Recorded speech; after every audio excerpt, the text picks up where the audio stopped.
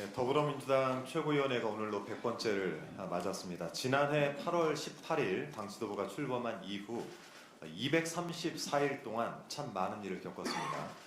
멀고 험한 길이었지만 성숙한 국민 덕분에 수많은 어려움을 잘 이겨낼 수가 있었습니다.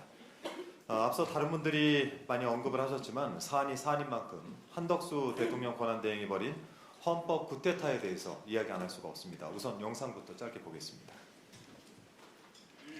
헌법재판관 후보자 3명에 대한 국회 표결이 예정됐던 지난해 12월 26일 대통령 권한대행인 한덕수 국무총리는 갑자기 대국민 담화를 발표해 국회가 선출해도 이들을 임명하지 않을 거라고 못 박았습니다.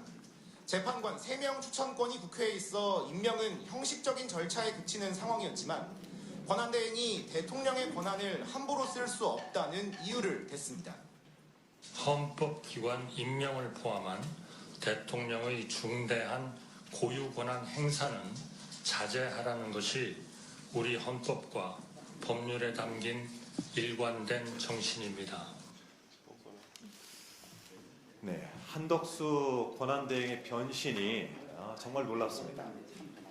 지난해 12월 26일에는 대통령의 중대한 고유 권한 행사는 자제하라는 것이 헌법 정신이다 라면서 국회 추천복도 임명을 하지 않고 버티더니 어제는 도대체 무슨 자신감으로 대통령 몫을 지명해서 그 중대한 대통령의 고유 권한을 함부로 행사하는 것입니까? 그러한 권한을 누가 준 것입니까? 윤석열입니까? 국민의힘입니까? 본인도 위헌임을 알면서 자행한 이 행위는 헌정 질서에 대한 도전이자 국민을 향한 도발입니다. 한간에는 한덕수 권한대행을 대통령으로 출마시키자며 작당 모의를 한다는 이야기가 들립니다. 이미 방송에서 몇 번 언급한 바가 있습니다만 윤석열이 파면되면 안정적인 국정 운영 이미지를 만들기 위해서 먼저 미국 측과 영어로 소통을 하는 모습을 연출하고 또 트럼프 정부를 상대할 수 있는 통상 교섭 전문가 출신 대선 후보를 만든다라는 어설픈 시나리오였습니다. 그러면서 임기 단축을 들고 나올 것 같다라는 예측이 있습니다. 아침 뉴스를 보니까 아주 없는 시나리오는 아닌 것 같습니다. 내란은 끝나지 않았습니다. 종합을 해보면 권한을 넘어선 헌법재판관 임명은 위헌임을 알면서 자행한 대선용 탄핵 유발성 도발입니다.